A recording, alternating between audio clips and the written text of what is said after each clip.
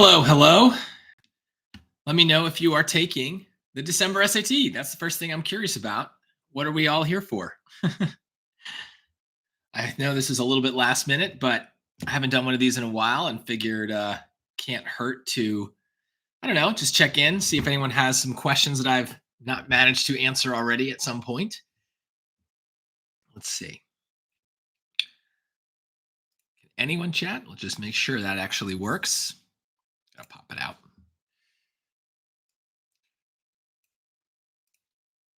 Okay.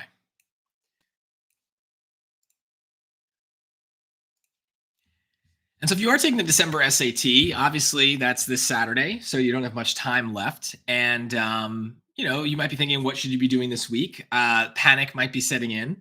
But my advice is don't feel, if you've been preparing, then don't feel like you need to continue to be at that highest level of urgency, right? In theory, you've learned the things you're supposed to learn. You have the strategies down, you've memorized stuff. And so mostly what you're going to do is stick to the plan and review things to make sure you don't forget any facts. But otherwise, this week probably isn't going to have you embarking on some big project where you're trying to completely redo the way you answer the math questions or answer the passages. So most important thing for the last week is that you treat it as a review of stuff you've already learned, and not as like a way to kind of cram things in.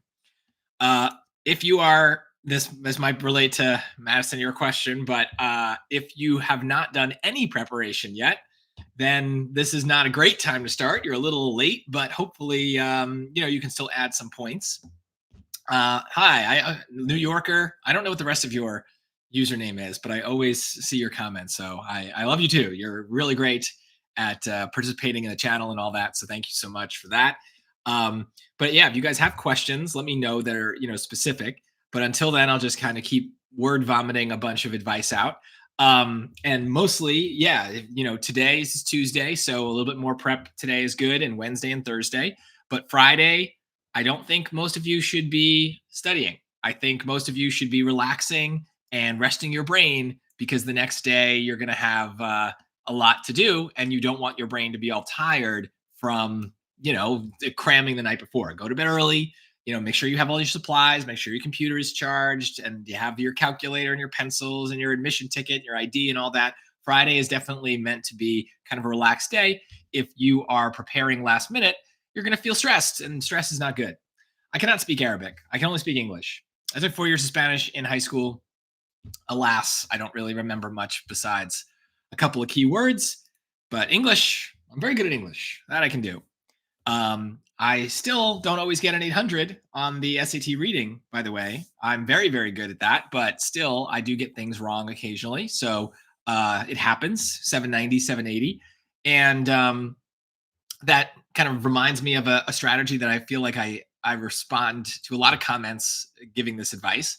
But remember, this is actually good for everyone, no matter what your score is. Your goal on Saturday, your goal for the December SAT is not to get an 800 in any subject. It would be nice. Maybe you're close. Maybe you sometimes get 800 on the practice tests. But if your goal is, I'm only satisfied with an 800, or I'm trying to get that 800, you're setting yourself up for a little bit of a wobbly process where maybe what happens is you hit a question in reading or in math where you're just not as sure as you usually are. And because that 800 is the only thing you really are striving for, as soon as you hit something that's a little weird and causes you to stumble, suddenly you panic. You start abandoning the strategies that got you close to that 800 in the past. You start rushing, start making careless mistakes. And so that's not a good way to go about it. The most important thing to do is to stick to the plan. So if you are shooting for that 800, you're setting yourself up for potential panic if something doesn't go exactly as planned. Whereas when I take the test, my goal is I just want to get 770 or better is kind of my goal. And I'm willing to sacrifice a question or two for the sake of getting other things right. So as I'm going through that hard math module for math, I'm skipping around those hard math questions and I'm finding the ones that I think are the best use of my time and the easiest for me to answer, knowing that I might not have time for everything. And so if I get stuck running out of time and I can't get to that last crazy hard geometry question, so it goes. I'll put a random number down. But at least on the other whatever it is, 21 questions in that module, I will know for sure that I am right because I don't make careless mistakes. So I'd rather be sure about 21 questions and guess randomly on 22 than start to lose it and start to kind of fall apart and risk any of those other points. I think that's especially true on the passages. And that's why, I don't always get an 800 is I do run out of time on the hard reading module. And so I would rather spend the time I need to make sure that I'm getting those hard passages right. And yes, that does mean I'm going to sacrifice one or two if I don't have time. And they're just going to be random letters. But I know that every single question that I do, I'm getting right. And so it adds up to being more points to be sure about the ones that I have time for rather than worrying about getting to every single question. I'm willing to sacrifice the 800 because I know that it gets me a 780 or 790. So that's better. And I think that that's a really important mindset for the test that a lot of people have trouble with. Is as soon as one question hurts you, you're in big trouble. Yeah, Aubrey, great question here. What are the best strategies to practice right before the test rather than trying to learn the last minute topics? Well, there's two answers to that. It depends on whether you've been practicing all along. So if you've been practicing all along, I would say there probably aren't really that many strategies to practice right now because at this point, most of them should be habits. You know that when you look at a math question, you're going to try to plug points into equations. You know that when you look at a grammar question, you're going to try to predict the rule based on the answer choices. So you kind of know all those things. Those are less about strategy and more about just habit. But then for you, it might be good to hit some things that are a little bit more memorization based. Things you probably studied already, like the grammar rules, like different formulas for math, and at some point, vocabulary is good because you might not remember the word exactly come time for the test, but you might know it enough that you can either pick it or eliminate it if it fits in a question. So vocab is a really great thing to do this last week. If you haven't studied at all and you need those last minute topics, then grammar for sure. Memorize the grammar rules, learn that list of grammar rules that's kind of on the test. Make sure you know as many transition words as possible. That's also a good thing to review this last week is what does a word like nevertheless mean? What does a word like consequently mean? And being able to have the dumb summary versions of that. And then I would say, yeah, if you've never studied before, plug points into equations for math, you can kind of pick that up pretty fast. It's just a concept. And then knowing how to use Desmos for different things, right? Being able to solve an equation with Desmos, play with the sliders. I wouldn't start diving into some of those complex regressions that I see on social media all the time. I don't think that that's useful, but I do think that knowing how some basic Desmos features work can really help you on the test and knowing that it's there. Okay. Akshara, I don't know how to say that name, but I think I got close. How often should I take a practice test? That's a good question. If you're just, but actually, it doesn't really matter. No matter if you're taking the December SAT, you should not be taking a practice test before the December SAT at this point, unless you've never taken one. You definitely don't want to go into the SAT cold and never having seen an exam. So if you haven't taken a practice test yet and you're taking the December SAT, take one Wednesday or Thursday so you have a sense of it. If you have taken practice tests, then you're done. You don't need any more. Doesn't matter if you didn't get your score you wanted on your practice tests. Rest your brain, study in targeted ways. But if you're just starting your prep for, let's say, the March SAT, which is very popular, then you really want to do a practice test probably every 3 weeks or so. Generally speaking, I think it's good to start studying for your SAT about 10 weeks before you take it. And so generally in that time, you can look at the study plan that should be linked in this video. I suggest taking 3 practice tests. So 3 of them is plenty to see how you're doing. And the most important thing to remember at a practice test is that it is not the practice, right? The practice test is a way to see how good the rest of your practice has been.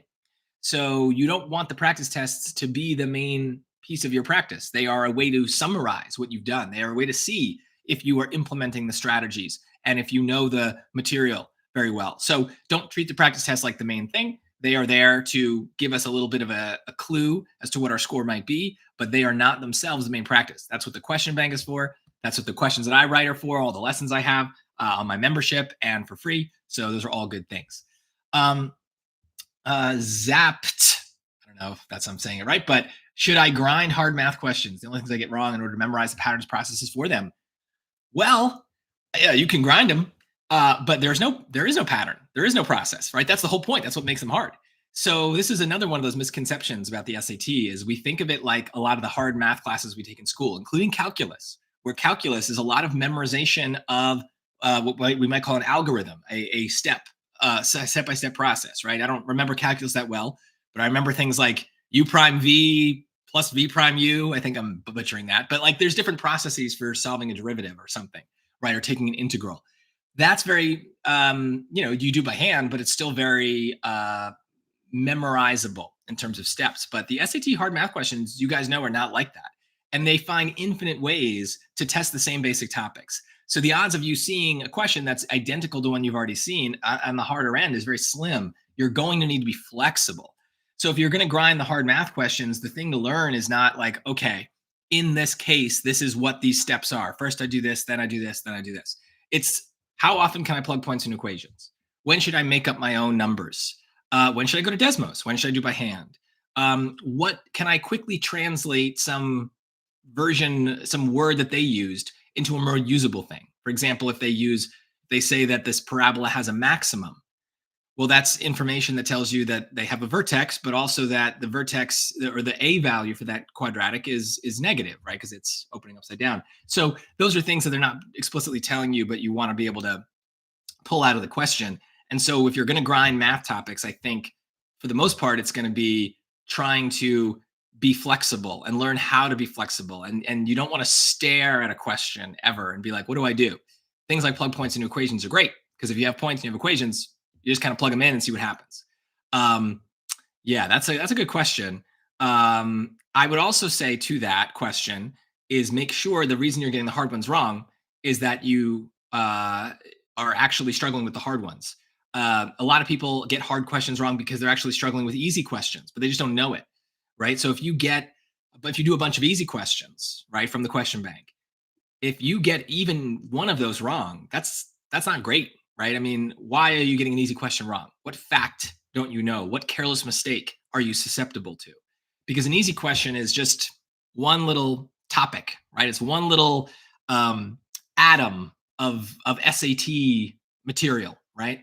But a hard question is a bunch of atoms combined into some complicated molecule with a weird shape, right?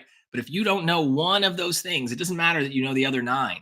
If you don't know that 10th thing, the whole thing falls apart, right? So a lot of the problems that people have with the hard questions is that they don't have the easy stuff down, and then they don't realize it, and then it causes problems in the hard ones as well. So if it's the last week, this is actually really good advice for everybody.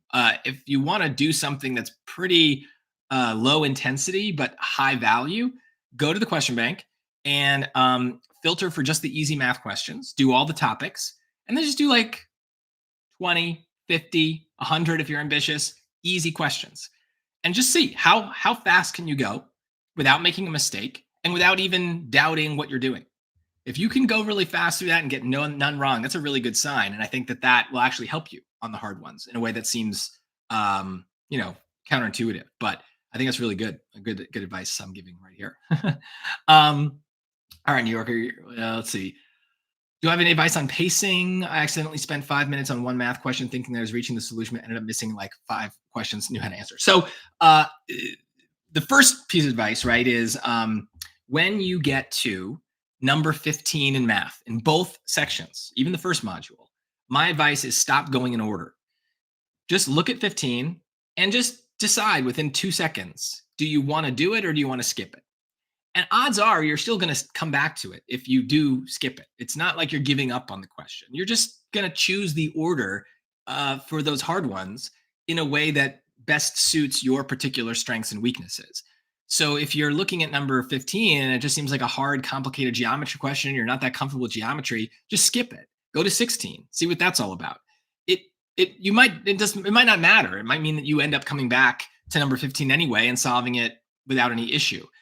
But what I'm trying to prevent is what you're describing, right? Is you don't want to end up in this situation where you get really sucked into one question and then there's a bunch of other stuff that would have been easier for you afterwards. So my advice is, and I do this too. I swear to God, I do this on the real test. I do not go in order on the hard questions. I skip around and I find stuff that just seems easiest for me. where maybe I can arithmetize, plug in some points, use Desmos, whatever.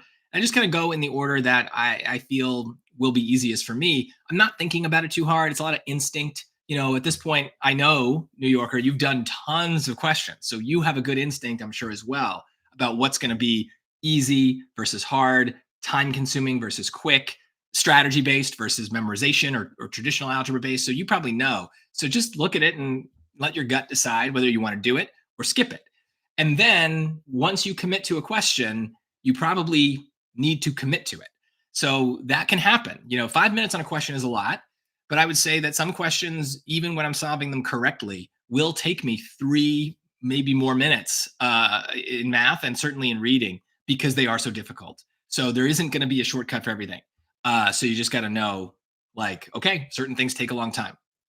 That's why I skip geometry. I feel like geometry just always feels like there's just like a lot of steps. So it's not necessarily that it's hard. It's just if it takes me 4 minutes to answer one geometry question, I might be able to answer 2 other hard questions in that same amount of time. And that's going to be more points. So again, that gets to that idea of also sacrificing is if something's going to take a long time, it's only worth 10 points.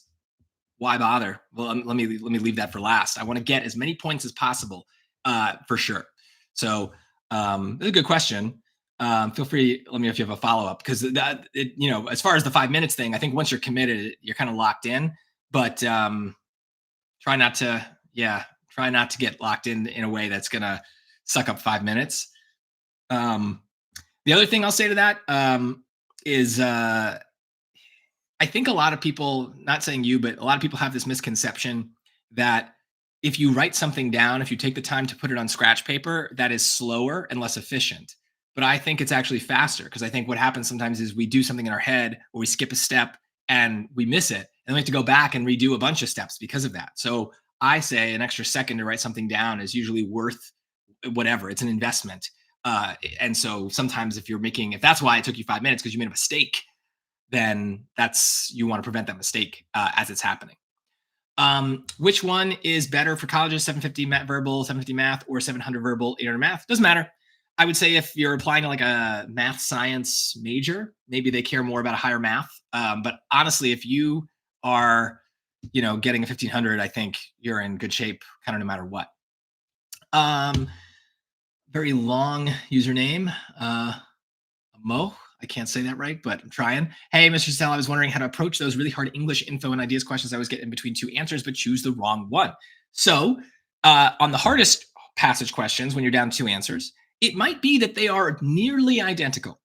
And sometimes what will happen is that we will start to fill in our kind of gaps, right? So we start to come up with stories to justify the answer, right? We're saying why it might be true. And we can do that for 2 choices. And sometimes, I notice myself doing this. And the final solution to pick one is whichever choice involves you doing less work is probably the right answer, right? So if you're looking at passage questions, you're trying to justify an answer choice, you should be able to point to words in the passage and say, this is why this word in the choice is right. So you're pointing to something in the passage, pointing to something in the choice, and saying, there's a match, right? The more you can do that, right? That's not work. That's you just reading stuff in the passage. The more you can do that, the better. So a lot of times a wrong answer choice is wrong because you're not pointing to the passage. You're using your memory. You've experienced something like this before. You've got some knowledge of the topic. Or maybe you're just using your own logic and assumptions to kind of justify it, right? So the more that you're relying on your own assumptions and opinions, the worse that is for the choice. The least amount of work you can do is just point to something, read it, and be like, that is proof of this choice. A lot of times, though, what's happening is there is some obvious thing that's wrong with the choice, and you're just not noticing it.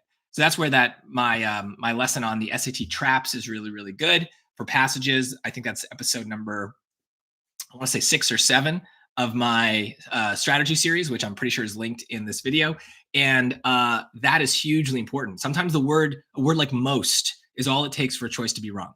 And so you got to look for those extreme words. And so a lot of times with the passages, my overall advice is you're not really summarizing the passage and trying to find that answer in the choices.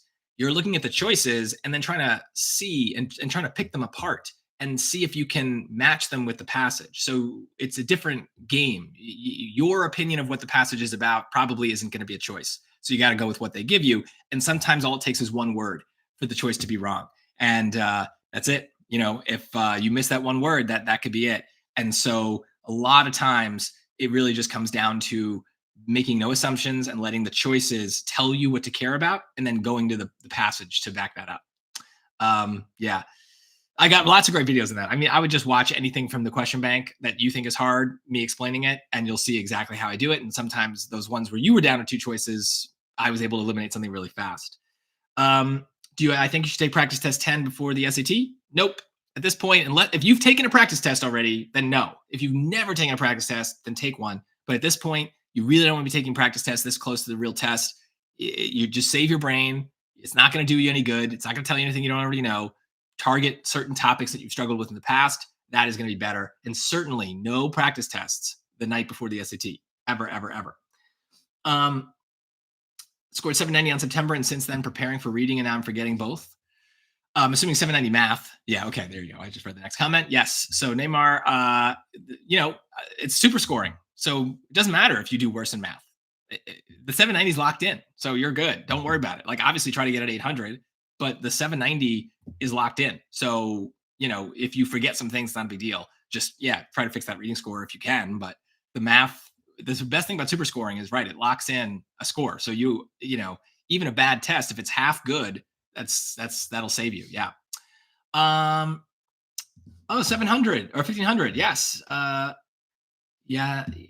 Yes. Yeah. Since like 2070. I don't know how to say your username, but I could tell you're a member. So thank you. And yes, 1500 is awesome. That's amazing. Congratulations. That's really good. If you've got some advice about what specifically worked for you, feel free to share it in the chat. Thank you for the compliment on the shirt. It's from Target for a while ago. Okay, Bolton Loose.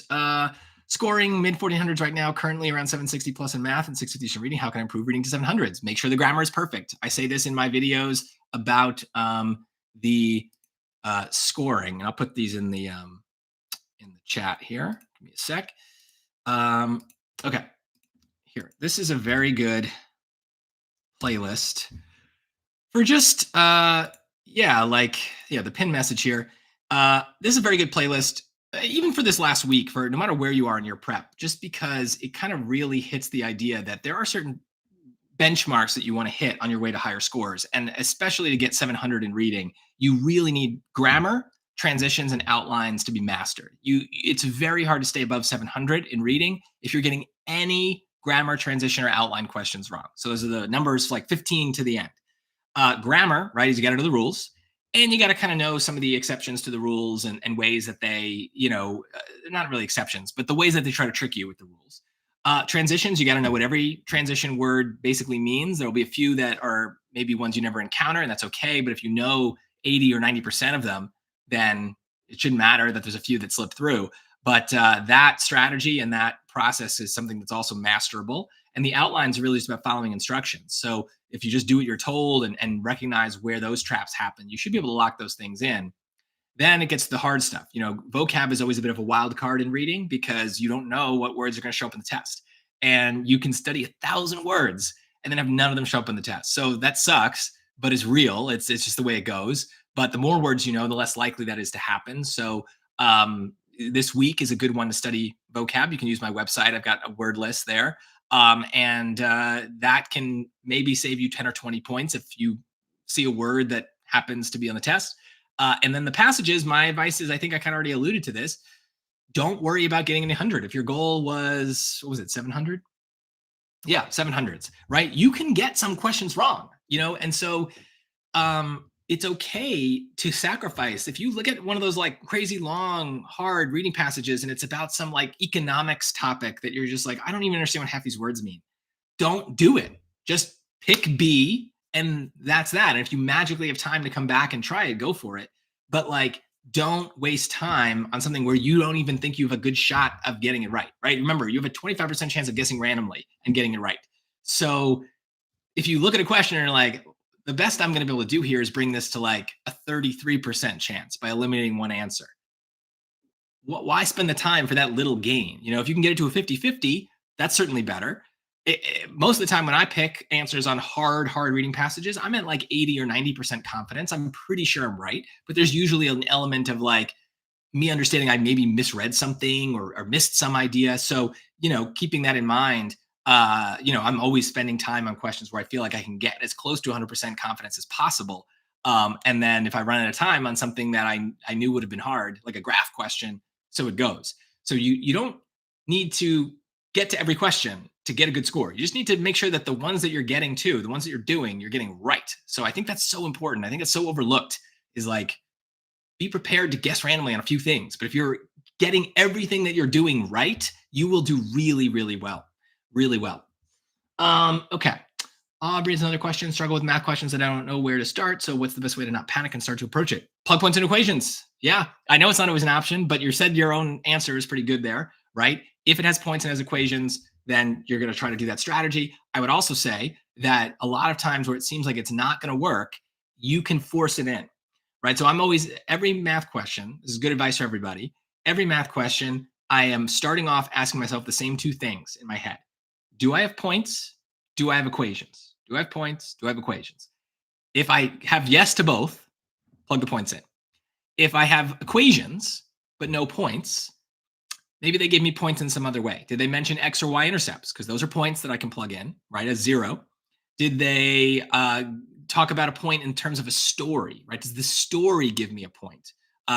Does function notation give me a point? Is there a graph that I can pull a point off of? There's lots of ways to find points.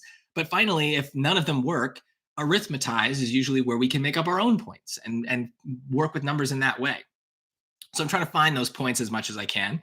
Other times they don't give me equations, but a lot of times we can get equations from our memory. Y equals mx plus b. The three forms of the quadratic equation, the open formulas for percentages, the average formula for mean and average, right? So there's so many places with a reference sheet for all the geometry, right? There's so many places we can get formulas. So I think we do come back to plug points and equations in a lot of ways. I in fact, I'm trying to think of even like an example that isn't plug points into equations, and it's hard. It's hard to do. So yeah, feel free. Um, yeah, feel free. If you have something that is in mind from like the question bank that you're like, I don't. This is one where I can't plug points in or whatever. But I would say you try to have a couple of moves. And I put that playlist in this description as well. That the top 10 moves is two of the videos in that playlist, the top 10 playlist. And it's I've got top 10 moves for XY plane and top 10 moves for geometry. And so those are cases where there's a lot of variety, especially in geometry. And what I'm doing is there's certain things that I know tend to work, like making triangles and drawing radiuses. Even if I don't know how they will work in that specific case, I tend to do those things just because they tend to work. And it's better to do something and see if it works than to worry, will this work, right? Will this do anything? So I always think that that's another kind of big picture idea is try to be a strategy optimist. A lot of people tell me, oh, I know how to arithmetize, or I thought I could arithmetize, but I didn't do it because I didn't think it would work. Well, I just try it and see if it fails. And if it fails, it usually fails quickly. And then we go from there. So a lot of times through failing in a question, you actually learn something else about the question. So I would say the worst thing to do in a math question is stare and be like, what do I do? And I know that's kind of what you're asking about, but I would say if you can, if there's anything that comes to mind, anything that topic reminds you of, write it down, start doing it, see what happens. Odds are good that will get the ball rolling in some positive way. Cool. If that answered your question, I'll try something here. I am going to. Okay. Yeah. All right. Let's see what else we got here. I was going to. All right. Just move on. Okay. Happy Iris. Always, I love this question. I get it all the time. How hard is the real SAT compared to the practice tests? So since this is your first SAT, congrats on getting this far. I would say that it is probably the case that your first SAT is going to feel harder than the practice tests. I don't think it will actually be harder than the practice tests. I just think it'll feel that way because you're nervous and it's a scary experience. So, you know, remember this goes for everybody. Uh, the SAT is supposed to be the same difficulty from test to test, year to year, month to month, all that, right? So even on December 6th, when we have the test, there will not be a December SAT. There will be many December SATs. Many people will take different things. And you can talk to your friends afterwards. Odds are they're going to have different questions than you. So that's normal. So that's why we can't say that there's an easy or hard, test. It's all the same. It's all evened out. But when we get certainly to higher and higher scores, the random cards that we get dealt, the random questions and topics that we happen to see on our SAT can either play to our strengths or play to our weaknesses. And so whether the test feels easy or hard has a lot to do with that. Whether you personally are seeing questions that you personally are good at versus bad at. So, that happens to me as well, but I've been studying so long that it kind of washes out. And that's why when I come out of the SAT, I can confidently state that, like, no, it's just like the same difficulty as the other practice tests. So I still think all the practice tests that are currently available, maybe with the exception of some of those PSAT practice tests, but the SAT ones for sure seem totally legit. They seem to mimic the real test in very good ways, and I don't feel there's much of a difference. So if it feels different, might be just your perception. I would also say too that we tend to if you can go both ways. So some people will say that the SAT or a test is easier, and they felt it was easier than the real thing, and they might be right, or they might just be falling into tons of traps and making tons of careless mistakes along the way that they never noticed. So they might think it's easier because they are just blindly following their instinct and not questioning their instinct. That's how we fall into traps. You don't want to do that. On the other side, though, tons of people are going to come out and say it's harder, but they're also maybe kind of misunderstanding what the SAT is. The SAT is going to have a kind of harsher curve, or I should say more generous curve than a normal test in school. So if you get to get like a 650 in reading requires you to get like 2/3 of the questions right, maybe a little bit more, but close to that. Now, if you got 2/3 of the questions right in school on a test, that would be barely passing, right? That'd be a 66%. From the SAT, 66% right, you go from the first module to the hard module, you're getting, 2/3 right. That's like a 600, 630, 640 maybe. So that's a pretty good score. It's not amazing, but it's above average, right? So you might feel like you're getting a lot wrong, but the way the SAT is scored, it has a more generous curve. So you don't go by just like the number of questions you're struggling with, right? Keep in mind always the number of questions you're not struggling with. Like you want to lock in points wherever you can.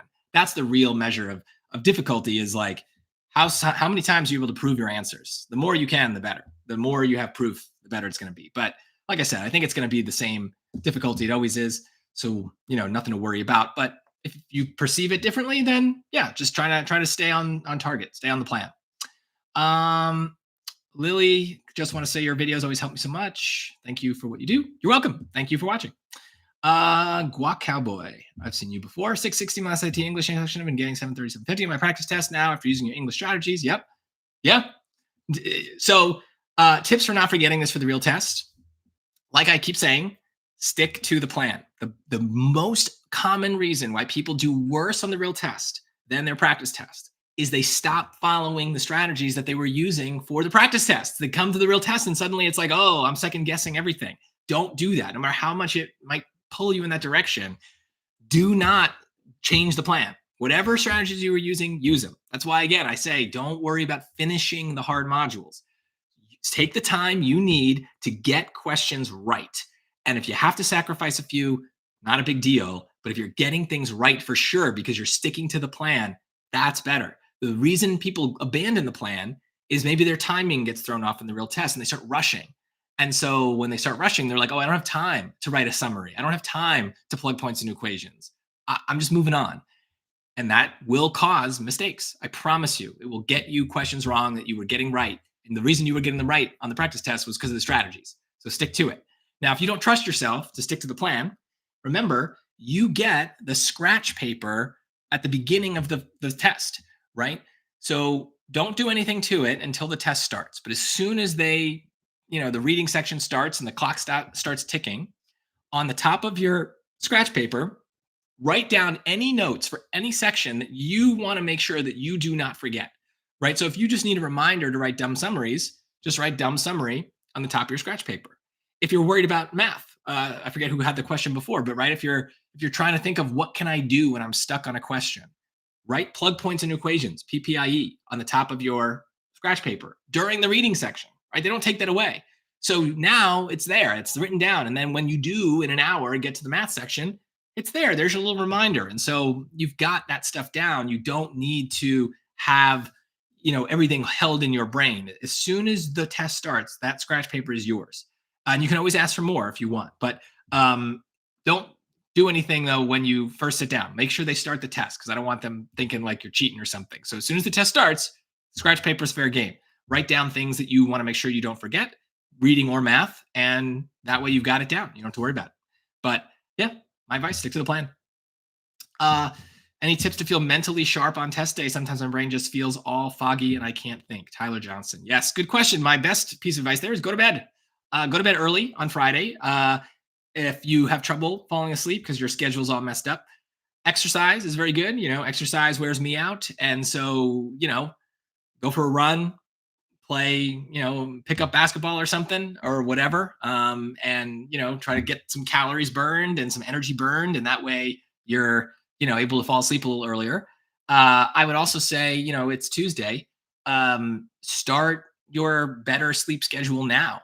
Start now and try to get to bed a little earlier Tuesday night, Wednesday night, Thursday night, so that by Friday night, you're able to go to bed at a time where you'll be able to get your 8 hours in, 7 hours, whatever it is, before your SAT on Saturday. Because yeah, you got to be there. I believe most sites are going to say 7:45, which for me is very early. I don't really like waking up that early. So I got to wake up and be showered and have breakfast and out the door and at the site all by 7:45. That's a lot. That's a lot. So yeah, bed early, exercise to wear myself out.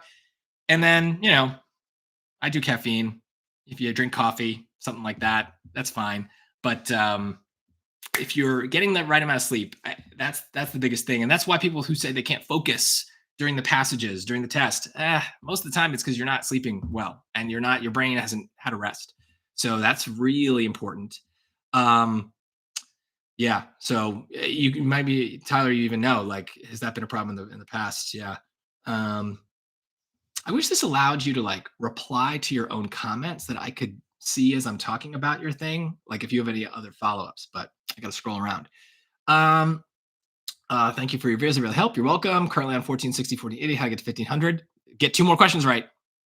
2 more questions right. If you're at 1460, 1480, that's 2 or 3 more questions. So find in your last practice test what was the easiest thing and fix that. So, it's remember, you don't need to go for that 800. You just need to get 2 or 3 more right in across the whole test. That's it. So find it. Find the easiest fruit to pick. How do you improve your English score? If you're at 740, I get most of the mistakes are vocab and data questions. Learn vocab. At some point, learning vocab is it. You got to study a ton of words. And yes, it sucks. It's tedious. It's long and annoying, but there's no way around it. There's no shortcut. You either know the words or you don't. And so at some point, you got to learn them. My website, I do have a vocab list. As far as the data questions, if you find something out that helps you, tell me, because those are the questions that I get wrong as well, mostly because of time. So I just save them for last. And if I have time to do them, great. If I don't, not a big deal because I suck at them anyway. So I just find that a lot of times the graphs are hard to read kind of on purpose, especially in the hard module. So, I have a lesson on the graph things. So do that. And here, let me share I'll just share my overall link here. Okay. This one I won't pin, but if you're reviewing anything, use my site. I know YouTube is awesome, and my site will continue to link back to YouTube. But that page that is sent with the library is organized in a way I think that's a little easier to navigate. So if you want to say, all right, what does Mike have that are about the passage questions? Click passages, and there you go. If you have trouble with a particular question in the question bank, put that ID number in the search bank at the search bar, and It'll pop it out. And if I have a video, it'll be there. So you can click and it'll go to YouTube and you can watch it. So for the passages, I do have a bunch of lessons on that. So there you go. New Yorker, see, you're following up on something I talked about like 10 minutes ago. It was something as simple as not realizing two triangles are similar. A good thing with geometry, just since you're kind of bringing it up, is a lot of times, someone asked me a question this the other day. Uh, with geometry, sometimes there are proofs that in normal math class you would have to do to prove two triangles are similar, to prove something is the diameter of a circle, whatever it is. But a lot of times, too, in the SAT, and this for the sake of time, if something kind of looks a certain way and you're kind of stuck without it, you can just assume it. Honestly, most questions that I look at the picture and there's two or more triangles, I'm like, these are probably similar triangles. I'd love to prove it, but if I'm completely stumped otherwise, I'm just gonna be like, okay, they must be similar. That's like on my list of geometry rules and formulas. So I'm kind of just like, it's on the list. It must be something to pay attention to. Passage questions. I feel like I keep talking about passages. Use my strategies. So we hear so I'm talking about this as well. Those implications forgetting I have prior knowledge. Yeah, I think you're saying that is a good thing. So Basam is saying, I think what I do for those info questions is forgetting I have any prior knowledge to the topic and looking for the defining nuance between the two answers. I think you're saying that is a good thing, which is yes, it is good to forget that you have any prior knowledge. I was a philosophy major in college and I loved it. And one of the things that it taught me that I definitely use in the SAT is that ability to turn off beliefs and your mind and be like, okay, let's just pretend for a second I don't believe that or I don't have any opinions about that. What would that be like? What would I know? What would I not know? And so for the passages, I promise you, I am turning the whatever setting in my brain has like knowledge of things that I use for like trivia. I'm turning that way down in my brain. And I'm just, it, it could be about, it could be written in an alien language, all those science terms. I don't know any of it. And so it doesn't matter. I'm just treating it as like, here's a set of instructions. In theory, everything I need to answer this question is in the passage. So I shouldn't have to bring anything in, maybe except a little bit of common sense on those logic and inference questions. But otherwise, you're turning it down. You have no opinions. You have no beliefs whatsoever. You are just a vessel for answering SAT questions. That is a very good way, a good mindset for those passage questions. It's a good thing. Yeah. One of my friends who got a 790 said he reckons taking a 5-minute break before reading module 2. When would you have a 5-minute break though? Right? I mean, unless you're taking that time away from the end of reading module 1, which is fine. I mean, I generally finish the reading module 1 with about 5 minutes left, so I have time, but I'm using that time to check. So you certainly won't want to take that 5 minutes away from the hard reading module. You're going to need that. So I don't know. I don't, unless you get extra breaks, you don't have an ability to take a break. Reading module 1 ends, 10 seconds later, reading module 2 begins. They just, whatever the loading time is. New Yorker following up. Skip the vocab. Okay. This is basically a pacing question. So skipping the vocab after doing the grammar and instead focusing on the info and ideas questions. I don't think that that's a good idea. It's not a big deal if you prefer it. My pacing for the reading is always the same. I skip to 15. If it's a grammar question, I look back at 14 to make sure that's not a grammar question. It usually isn't. And then I start. 15 is grammar. I keep going. If it's a 15 is a passage, they go to 16. Find that first grammar question. And then I work to the end. So let's just say 15 to 27, right? That is 12 questions, right? And so they're fast questions. So 12 or 13 questions, you're looking at about 10 minutes. My goal is to be done with all of those in 10 minutes and to not get any wrong. Now with grammar, I never have any doubt because I know all the rules and I know how to find a sentence. With the transitions, maybe there's one or two that I'm a little bothered by, but I trust the strategy. And with the outlines, very rarely am I flustered by an outline. You just got to read the instructions. And then if it seems like two answers work, read the bullet points. So all that's taking about 10 minutes. Then I want to go to the vocab because also those are generally pretty quick. Now, they might take longer if you don't know the vocabulary words, but I think that that's something that you can control so that they don't spiral out of control, basically. Like if you're reading a vocab question and you know what kind of word needs to go in the blank, and then you get down and you're like, oh, I don't know what word in the choices means that. trust whatever instinct you got, however vague it is, pick something and move on. Because, yeah, the definitions of the words are not going to magically appear to you in the test. So you're just going to have to work with whatever knowledge you have. But that can still be very quick. I think it's just don't try to solve something where you know you can't solve it because you don't have the information you need. You don't have the knowledge of the words. So I would still say those are pretty quick. And I think that they're easier points than the passages because the passage is probably going to also have vocab words you don't know, choices you don't understand, passages, sentences that you don't understand all the time, the graphs, the charts, all that. It, without exception, it is better to solve two questions than it is to solve one. So if you can solve two vocab questions in the time it would take you to solve a passage, pick the two every time. More questions is better. That's it. More questions. So up to you. But I think if you're just in terms of placing a bet, you're more likely to get a vocab question right than a passage, especially a hard one. Cool. Moving on, join my live stream in September and asked what I could do to be able to jump from a high 1400 to high 1500. Your tips help a lot. I was achieve it. Okay, cool. Thank you. Thank you for sharing that. And I'm glad I could help. Yeah, that's awesome. Let's see, this keeps jumping around. 1340 to 1400, I would say just go to the pinned comment. This is Mateo. Go to the pinned comment, and I have advice for getting each next level in each subject. So I would just follow that advice. Basically to get 700s, math, you can't make any careless mistakes before number 15, and you got to claim some of the hard questions. And for reading, you got to get all the grammar, transitions, and outlines right, and claim a couple of the vocab and passages. So it's definitely doable. But yeah, you got to make sure you're checking things off as you go. Solitude 99. I heard focusing on mastering the strength rather than improving your weaknesses is more effective than trying to balance everything. Well, to a point, but if you don't know how to, I don't know, solve a geometry question, then that you're always going to get those wrong. So if that's a weakness, at a certain point, you're going to run out of strengths, I guess. If you're already getting all of your strengths right and you need more points, the only one place to look. But I think that that's also still what we're trying to do with things like focusing on the grammar, transitions, and outlines. I would argue that most people's strength is going to be memorizing a few grammar rules and applying them, as opposed to everyone's weakness is understanding a passage that's 150 words long. So I think we're doing that. And that's why with math also, make sure you get the easy ones right, that you don't get the hard ones wrong, or that you get the easy ones right so that you aren't, losing points in silly places. Okay.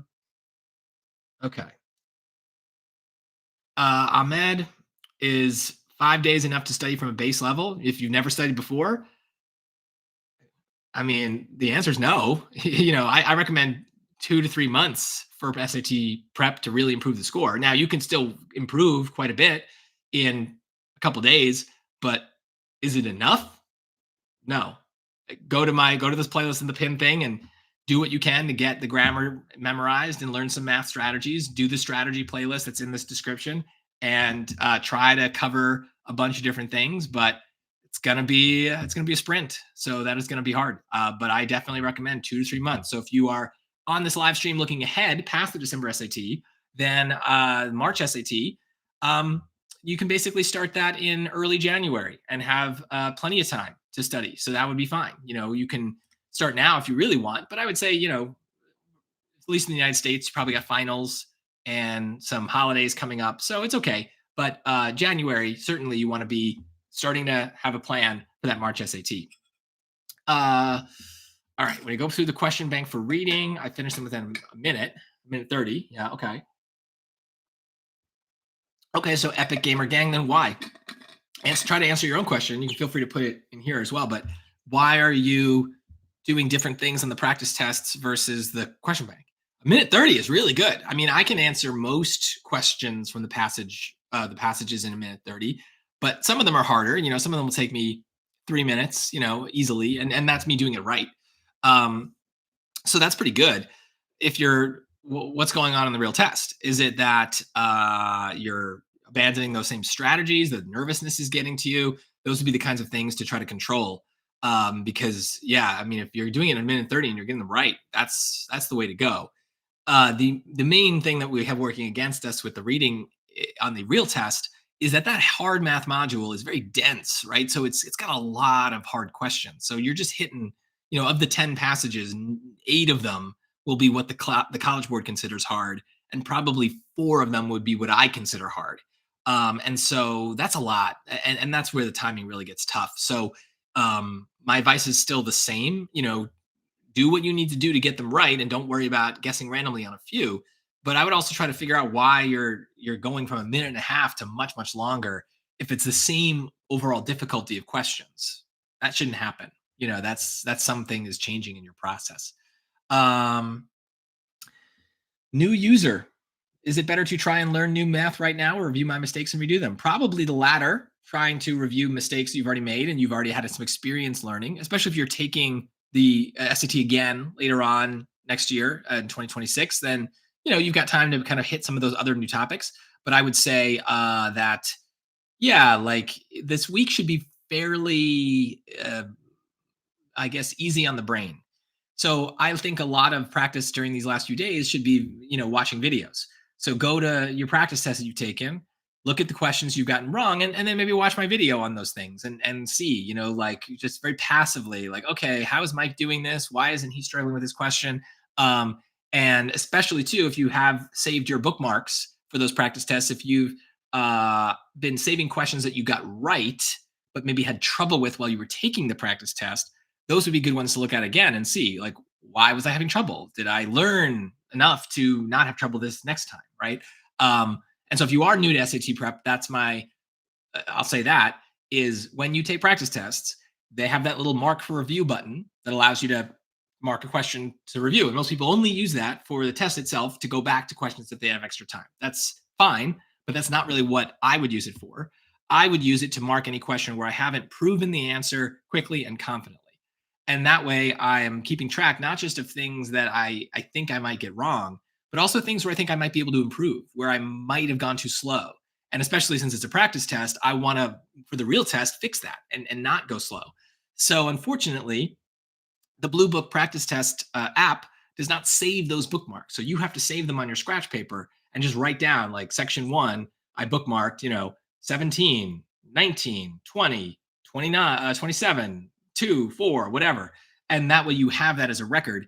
And I keep that, with my students that I work with. I make them, we log that and we keep track of that. And we go over questions that they bookmarked, even if they got them right. Because why did you bookmark it? Why were you struggling? Why were you unsure? Right? There's questions to answer there that might help save a question the next time or make you move faster next time. So those would be good to go back to. Is I think reviewing practice tests is great this week. Reviewing specific questions that you've gotten wrong in the past, or topics that you struggled with, all very good. And those videos, like I said, it's very passive. It lets the brain kind of absorb things without really straining it. So that's pretty good. Cool. Does the SEC still do the evaluating statistical claims math questions? I don't know. I've seen that in the question bank. I haven't seen that on a real test.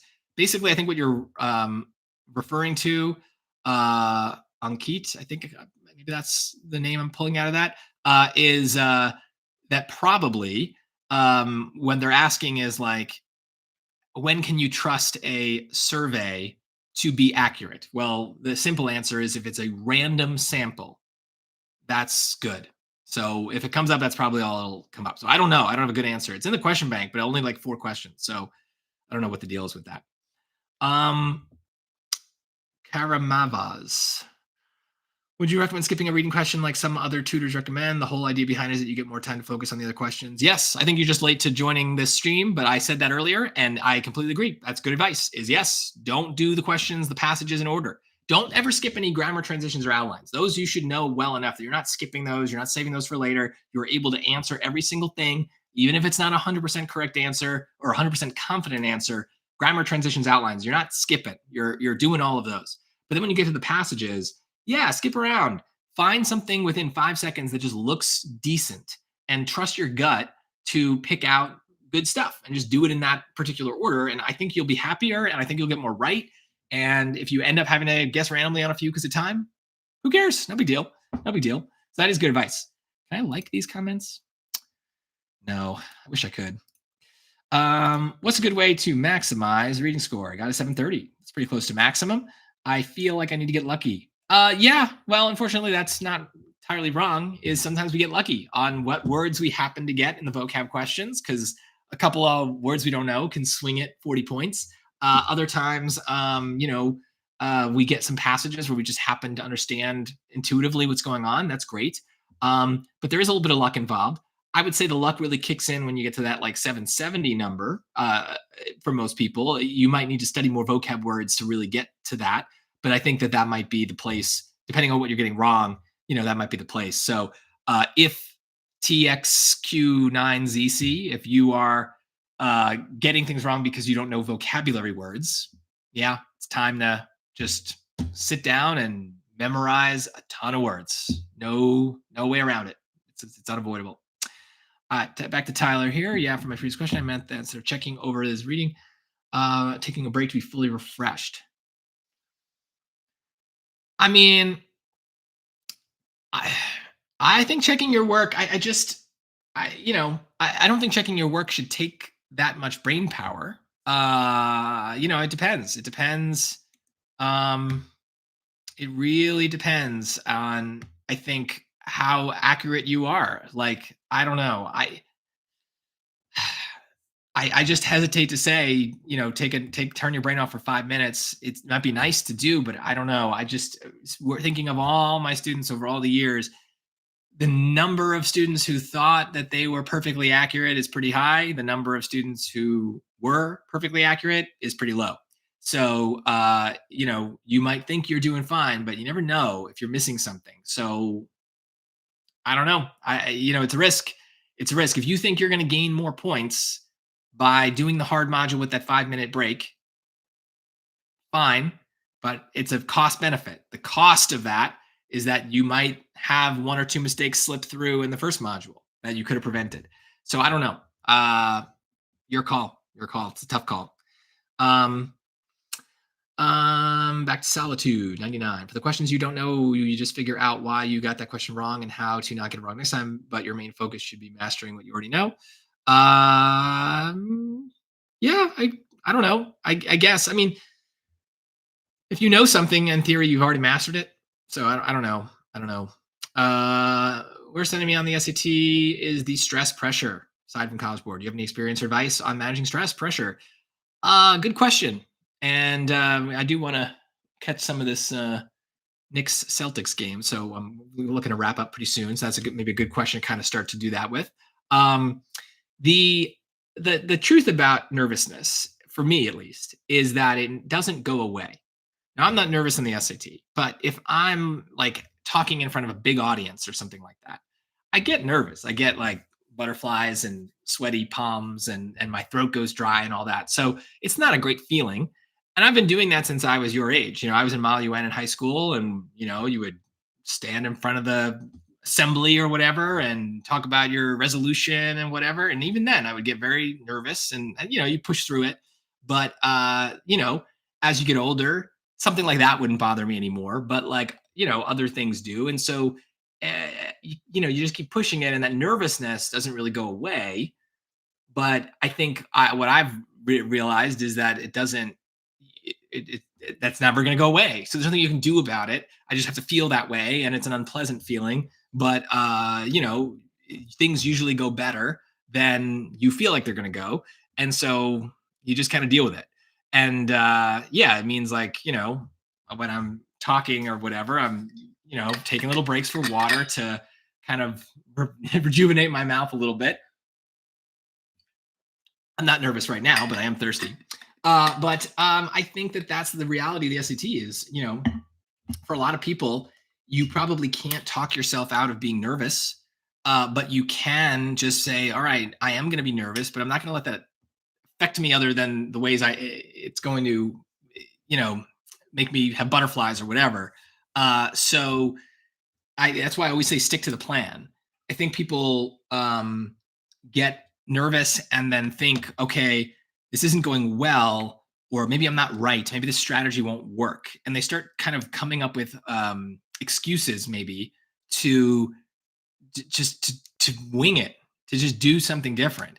Going back to the speech thing, right? If I have to talk in front of a large audience, I'm writing notes. I'm taking notes. I have a plan and I'm sticking to it. No matter how I feel inside, I'm talking and I'm saying it. And it might not be the most eloquent thing, but sticking to the plan. I think the SAT is the same way. Is you know the strategies, you have a plan, you stick to it, and you might second guess. You might be like, "What if this doesn't work? What if this doesn't go the way I want?" Trust the process, and stick to it, and hopefully it does. And I think it will. But anxiety is real. But also, going back to someone else's question before, get a good night's sleep. If your brain isn't rested, it's going to do all sorts of crazy things. So you want to be rested too. That really matters. Um, yeah, but I don't, as far as making the nervousness go away, I don't really know. That's also a good reason why if you're not someone who's drinking caffeine regularly, don't just start for the SAT because that'll really set you off if you're not used to caffeine. So don't do that. But yeah, I don't know. Deal with it. Is really it. Just push through. I wish I had better advice, but I think that's just the reality. Um, all right. Best way to approach the reading questions that are super niche and technical, where I can't understand what the point is. It's. I'll tell you this, Aubrey. It's not about the technical stuff. It's about one of my best things I came up with is for these passages. Are they winning now? Knicks will win. Yeah, they are barely winning. The thing with the passages is I always say the most important word in any passage is the word but. Sometimes it's not the word but, it's the word however, or despite this, or while, or whatever. Or maybe they don't, use any of those words at all. But if there's a contrast, that is going to be the most important thing. And so whatever follows the word but is usually the whole point of the passage. So I don't know what all those technical terms mean, but I can tell if a passage is contrasting things or saying things are similar, saying something matters or something doesn't matter. I don't care what the something is. I care whether they're saying it matters or doesn't matter, right? So the words that matter in the passages are not the technical terms. So that's why it doesn't matter if it's about biology or chemistry or astronomy or economics or psychology or philosophy. The topic of the passage is irrelevant. The relationship that the passage is getting across, that's everything. And so try to think about contrasts, comparisons, um, connotations. Those kinds of things are really what it's about. So you're probably getting flustered by all the words you don't know, but any word that really matters, they're going to define. And then beyond that, it's just going to be, can you connect the dots? The dots are irrelevant. It's the connections that are really what are important. And that's really what the choices are going to focus on as well. Remember, this isn't a fact test. They're not asking you facts about this random chemical or this random fungus. It's not about that. The passages aren't asking you to pull a piece of information from the text. They're asking you to understand a larger relationship that the text is trying to get across. So really trying to focus on that. I think that that's the way to go. Let's see. Other questions. 1410 last October, 18th December. I ran out of Blue Book test take. I don't have any recommendations for any other practice tests other than a Blue Book one, because mostly any of the other practice tests are going to be random guesses. So if you do take another practice test, maybe it's from like a big company, like a Princeton, something like that, Princeton Review. But honestly, even them, they're not amazing. My advice is if you do take another practice test, don't worry so much about the score. Just focus on what was my accuracy? How did I do using strategies? The score, I think, is mostly going to be a guess. So don't use that as some way to measure your ability or your progress. The Blue Book practice test the only ones to really do that. If you did practice tests a long time ago, if any of them are over like 4 months old, even 6 months, you could redo them. It's fine. The PSAT practice tests in the Blue Book app are also fine. They're not going to be the same exact scoring system, and they might be a little bit easier. But in terms of pacing and seeing questions, I think it's pretty good. So those are also options. But I don't have any recommendations for other practice tests because, unfortunately, it's hard to make them. It's really hard. It's why I don't bother. Yeah. Oh, someone else, Jake, also asking the same thing as XDX side. I don't know how to say your name, 8003, but you're my member. So congrats. Let me know if you ever have any questions. Yeah. As far as other practices, I don't have anything. But remember, my channel membership is really great. I write questions. They're individual questions. They're meant to mimic certain things about the SAT. So I highlight different kinds of traps and things that I've seen. So those are really good. If you are a member, make sure you check out the other link. I'm going to switch the link that I pin. Let's switch to this one. This is my website, which will link back to YouTube, but at least it's more sortable. And there's a tab on that site that is YouTube channel membership. Wait, I can show you. So stupid of me. Here. Oh, this guy. Okay, cool. Yeah. So this is that link at the top. This is pinned. This stuff is all the stuff on my YouTube, just organized it a little bit better. So if you're struggling with passages, I do have some strategy lessons. There you go. Lots of good strategy lessons on the passages. And then I have some things that are a little bit more targeted to different types of passages. So those are good. If you are a channel member, then you're going to get access to specific questions. So this is going to link to those playlists, and they have specific questions that I've written, and it's the question displays on the screen for a little bit so you can see what's up, and then try it yourself, and a timer goes, and then after that I explain it. So some of the ones in these overviews are going to be free, so you could also try those out. But then for things like grammar, where you just need to really grind it out and see how they kind of play with the rules a little bit, I think that's where my membership is really great. So check that out. I got literally lessons on everything, all the different rules. So that's really good. And of course, if you were looking for some hard math, things like that, anything with the word twists in it is going to be a pretty solid, challenging set of questions. So that's pretty good. And then other things here, like I said, you can search the question bank. So you can type in an ID and it'll pop it up, right? So some of them, I only have one ID because I haven't put the other ones in. But remember, there's two question banks. So there you go. And then if it's got a video, it's right there. And you can click it and it'll link right to YouTube. So that's pretty good. I have things to help you review the practice tests. Here's my vocabulary list. And then this is, I forget even what this is. Oh, old practice tests from years and years ago. You don't need to look at this, but a lot of people ask me for it. Apparently there's other exams in other parts of the world that are similar to this. So yeah, but some pretty good stuff here. I highly recommend. Great thing to do. These lessons and guides before the test, just to hit some topics that you're unsure of. But yeah, really good. All right, let me wrap this up a bit. Any other last minute questions? We're talking about one prep. Yeah, it seems fine. Yeah. Yeah, the practice test thing, it's all a guess. As long as you go into it with that idea that it's a guess, hopefully, you do well. But if you don't, because of the way that it, scores it, it's not any practice test. It's not an official one, whatever. Just, it is what it is. Talking about the caffeine. I heard if you don't want to use caffeine, use gum with heavy mint and water when sleep. Maybe, I don't know. Whatever keeps you awake. Gum can, I guess, keep you awake. It's keeping you moving. I tend to fidget with the pen, something like that. Sanju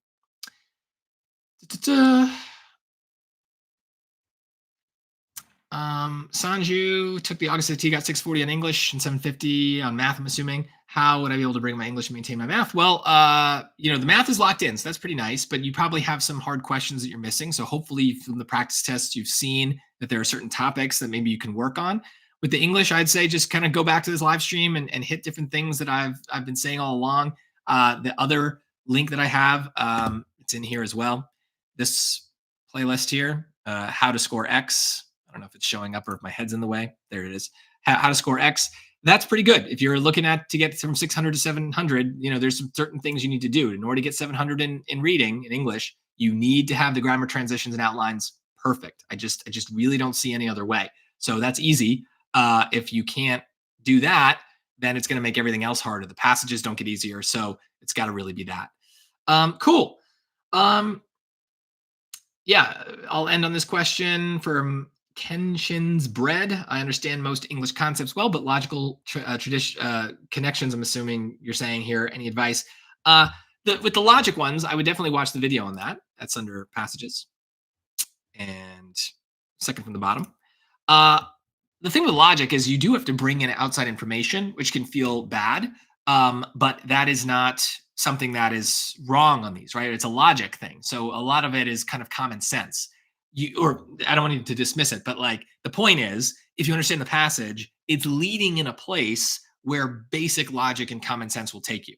However, you don't understand the passage, then you don't know where it's ending. So it's not just like what sounds good. There's a reason for that answer. So we still need to understand the passage. But I would say again, think about relationships. Are they making a contrast? Is there a but somewhere in that passage? Are they saying something matters, something doesn't matter? Those kinds of things really are going to lead us to a certain place. And that's where I love the dumb summaries for those kinds of questions. Is I think that really boiling the passage down to some sort of relationship really helps. So I would say that's the best way to go. But those are difficult questions. Yep. We got a bunch of last minute questions. I got 1450 on the PSAT 11. Would I get something around there on the real SAT? Yes. The point of the PSAT is to practice or to be a predictor of your SAT score. So if you did nothing in between and you just took that PSAT and then are now taking an SAT, odds are good you would get about the same score. But if you've been practicing, then hopefully you'll get better. Is that a website? This is my website, satelletutoring.com/library, where you can see all my resources very well laid out. So yes, it is linked it is pinned at the top here, and it is basically on every single one of my videos. So I'm going to kind of leave it there. And basically, study a little bit more this week, but remember to, take it easy as you get closer and closer to Friday. On Friday, you don't need to be studying at all. You can just relax and hang out with your friends as long as you're going to bed kind of early and you've got all your supplies ready to go. But I hope I gave you some good advice here. If I have other stuff to come that I come up with in the next couple of days, I will obviously share it. But make sure you subscribe to my channel. I wish I could tell if everyone was a subscriber here, but yes, if you subscribe, that helps me out. I would love to hit 59,000 by the December SAT. That would be awesome. I am at currently 58,921. So someone out there who's still watching, go find 79 of your friends and tell them to subscribe. That'd be really helpful. Thank you guys for joining. I hope it was helpful. If you have any other questions or comments, feel free to just comment on a regular video. And best of luck on your December SAT. I think it'll be a great test. So hopefully you guys agree. Let me know how it goes.